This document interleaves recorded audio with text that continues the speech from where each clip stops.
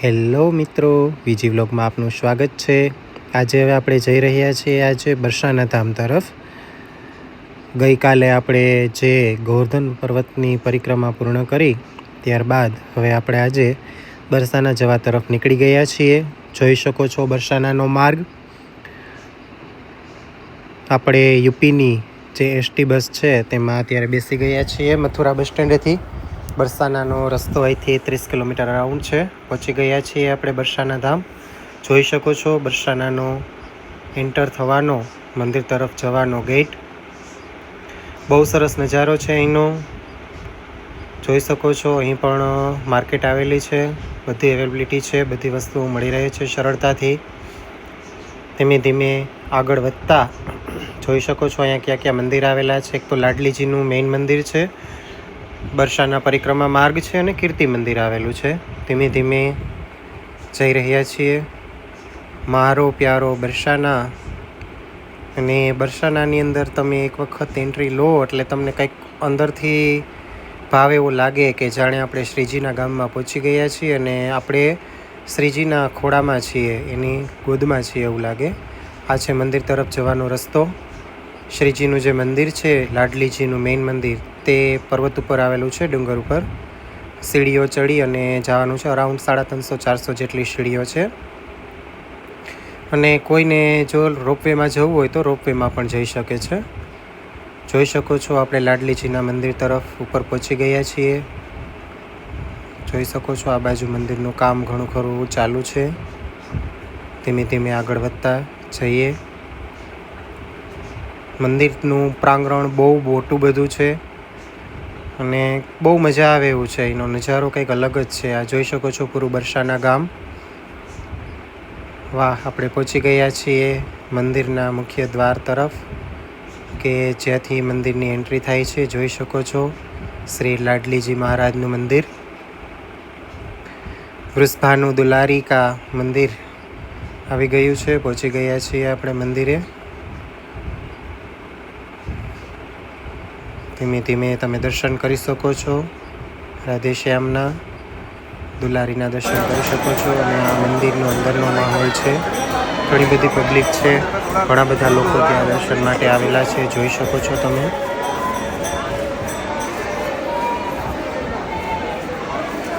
રાધા રાણીના જે દર્શન કરીને જે ધન્યતા મળે છે, તે ઠાકોરજીના દર્શન કરીને જે ધન્યતા અનુભવીએ છીએ ને, એથી પણ બમણો આનંદ થાય છે। એટલે જ્યારે પણ મથુરાની, વૃંદાવનની મુલાકાત લઈએ ત્યારે બરસાનાની અચૂકથી મુલાકાત લેવી જોઈએ।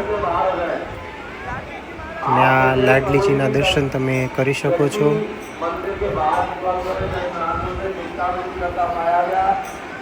મંદિરમાં જોઈ શકો છો ઘણી બધી ભીડ છે। શ્રીજીના આશીર્વાદ મેળવવા માટે લોકો પડાપડી કરી રહ્યા છે।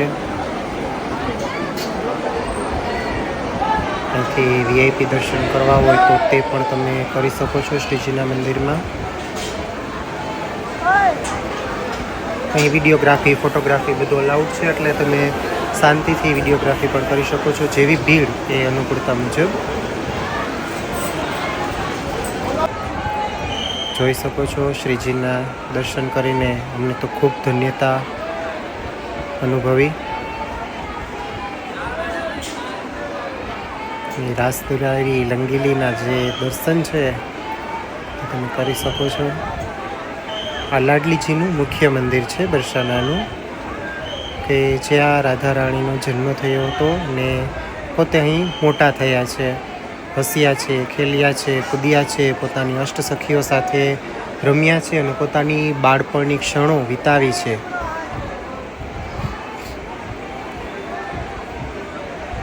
જોઈ શકો છો ચારે બાજુ ભીડ છે, બધા લોકો બેઠા છે।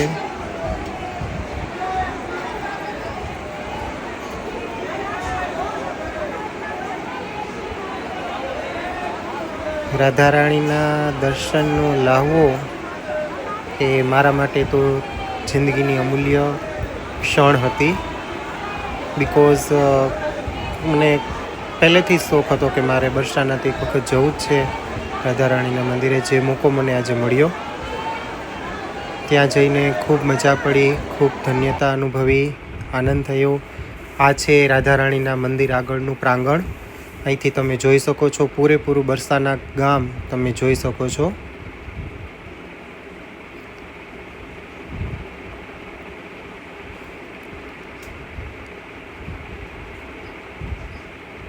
આ રાધારાણીનું પ્રાંગણ છે મંદિરનું. બહુ સરસ છે મંદિર, ખૂબ મજા આવે એવું છે. ભાનુ દુલારી શ્રી રાધારાણી, શ્રી લાડલીજી મહારાજ બરસાના જોઈ શકો છો, તમે દર્શન કરી શકો છો. બિકોઝ મેં ઘણી ટ્રાય કરેલી કે વારે વારે રાધારાણીના અને ઠાકોરજીના દર્શન થાય, એટલે મારા મોબાઈલમાંથી બને ત્યાં સુધી ઝૂમ કરવાની કોશિશ કરી અને વિડીયો રેકોર્ડિંગ કરેલો છે.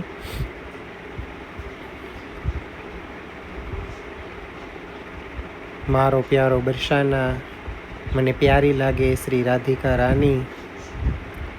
ગોકુળ અને વૃંદાવનની જે માટીમાં ખુશ્બુ છે, અહીંથી તો કંઈક અલગ જ ખુશ્બુ છે અહીંયા રાધારાણીની અને બરસાના ગામની.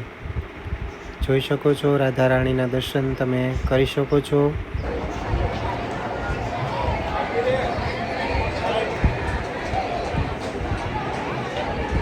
અહીં જે માળા અમે પહેરેલી છે અમને પ્રસાદી રૂપે મળેલી છે રાધારાણી મંદિરમાંથી, અને જે સુહાગનનો સામાન હોય એ પણ અમને મળેલો પ્રસાદી રૂપે.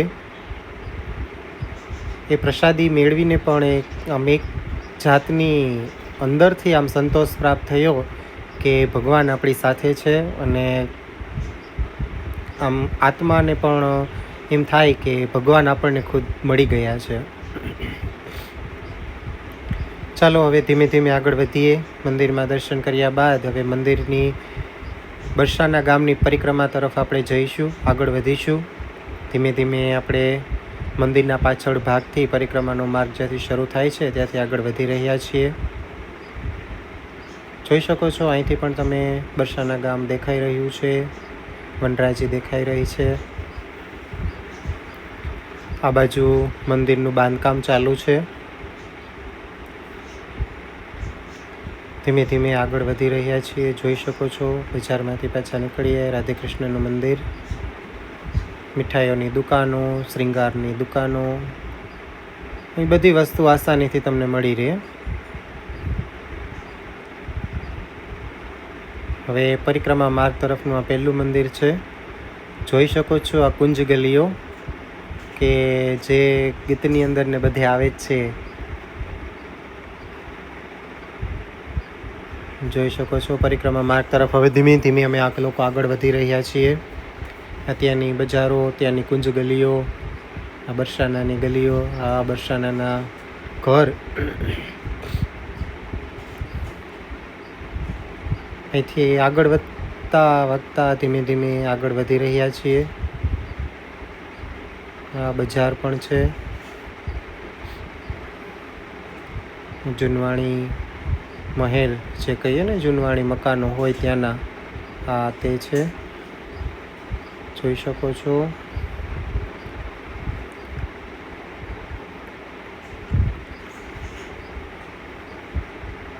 આ બધો આપણો સાંસ્કૃતિક વારસો છે, અને અહીં જઈને જે અનુભૂતિ થાય છે અને જે મનને અને આપણી આત્માને જે સંતોષ મળે છે એ એક મહત્ત્વની બાબત છે.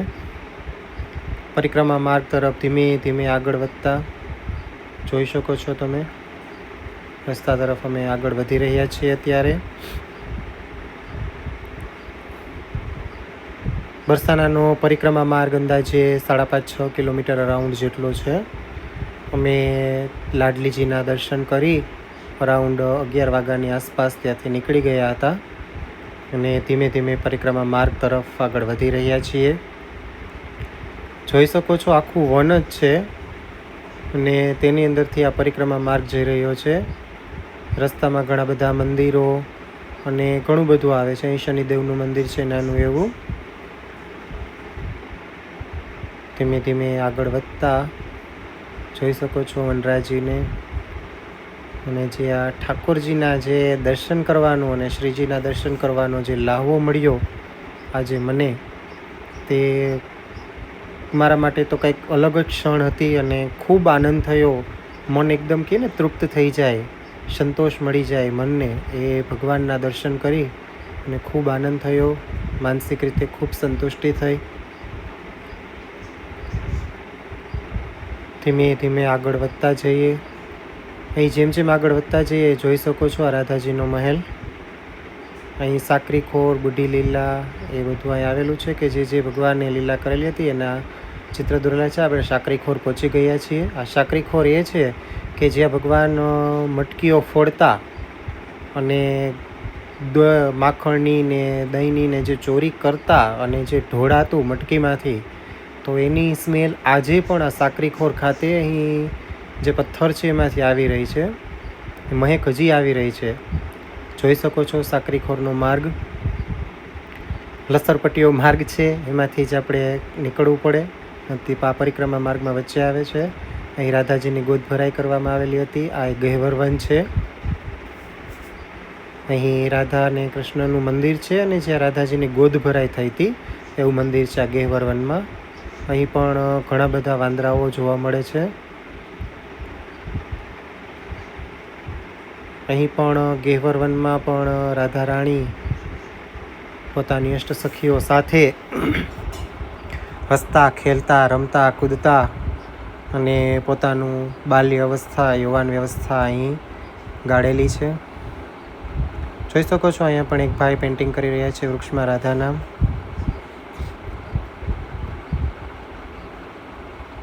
બહુ મજા પડે એવું છે સ્થળ. અચૂકથી મિત્રો એક વખત જ્યારે પણ મથુરા આવો ત્યારે બરસાનાની અચૂકથી એકવાર મુલાકાત લેજો. અને આ ગહેવર વન છે, સાકરી ખોર છે, ઠાકોરજીના મંદિરો છે, એની મુલાકાત લઈ અને જે અનુભૂતિ થાય,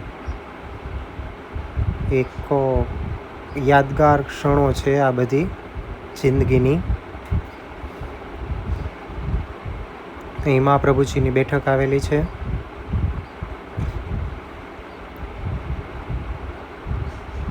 પરિક્રમા માર્ગ ઉપર ધીમે ધીમે આગળ વધી રહ્યા છીએ. બહુ મજા પડી જાય એવું છે.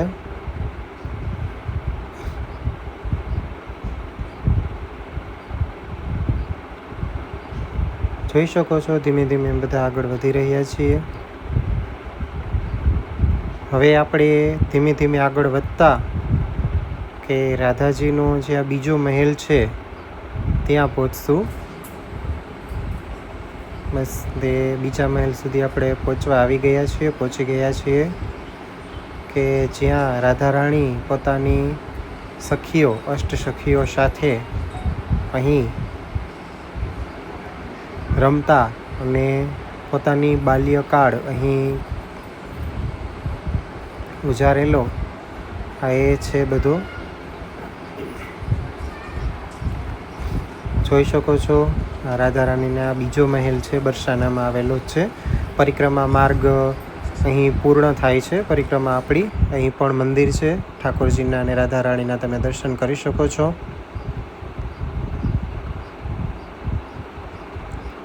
હવે આપણે ત્યાંથી આગળ જે બરસાનાનું બીજું મંદિર કીર્તિ મંદિર તરફ પહોંચી ગયા છીએ. જોઈ શકો છો આ કીર્તિ મંદિર તરફ આપણે અંદર હવે એન્ટ્રી લઈ રહ્યા છીએ. કીર્તિ મંદિર પણ બહુ સરસ મંદિર છે. જોઈ શકો છો, તમે દર્શન કરી શકો છો. આ જુઓ આખું કીર્તિ મંદિર. બહુ સરસ મજાની તેની કોતરણી છે અને ખૂબ સરસ મંદિર છે. મજા આવે એવું મંદિર છે. અહીં વિડીયોગ્રાફી ને ફોટોગ્રાફીના જે શોખીન હોય તે શૂટ કરી શકે છે.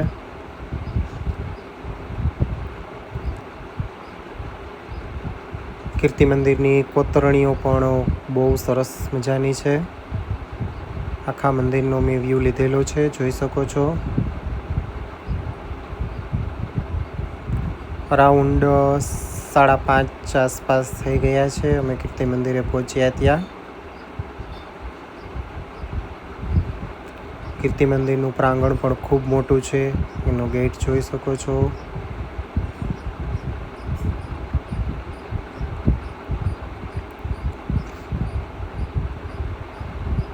આ પ્રાંગણની અંદર બીજા જે મંદિર આવેલા છે તેના દર્શન કરી શકો છો, જ્યાં રાધાજી અને કૃષ્ણ ભગવાનનું મંદિર આવેલું છે, જોઈ શકો છો. આગળ બધી એની બાળ લીલાઓ છે એ છે. કીર્તિ મંદિરની બાજુમાં જગતગુરુનો આશ્રમ પણ આવેલો છે, જોઈ શકો છો આશ્રમ. અહીં બધી બાળ લીલાઓ છે કે જ્યાં રાસ રમી રહી છે ગોપીઓ કૃષ્ણ ભગવાન સંગે. અહીં અષ્ટસખી છે અને રાધાજી છે.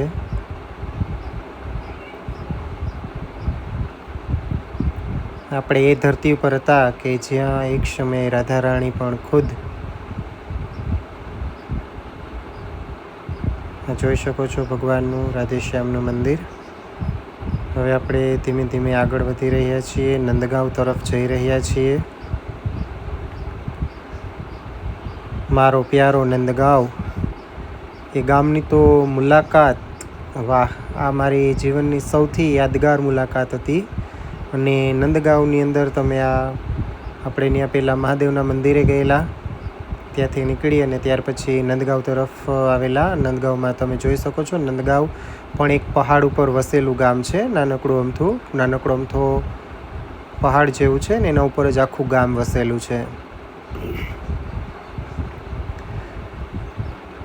ત્યાં તો જાણે એવું લાગતું હતું કે સ્વર્ગમાં આવી ગયા હોય એવી અનુભૂતિ થતી હતી. કારણ કે ત્યાંના લોકો અને જે લોકોની આવભક્તા, જે કહીએ કે જે આપણને પ્રેમથી બોલાવે અને આપને સ્માઇલ આપે, એ બધું ત્યાં જોવા મળતું હતું. લોકો રાધે રાધે બોલતા હતા, જય શ્રી કૃષ્ણ બોલતા હતા. અને આ નંદગાંવનું ઉપર આવેલું મંદિર છે ઠાકોરજીનું. વિડીયોગ્રાફી ત્યાં અલાઉડ ન હતી એટલે અંદરનો તો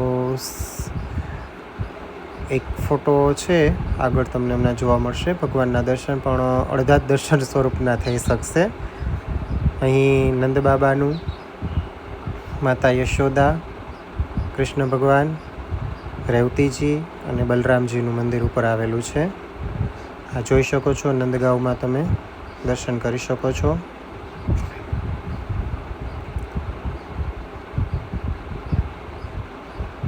ખૂબ મજા પડી બરસાના નંદગાંવની અંદર આજની મુલાકાતમાં.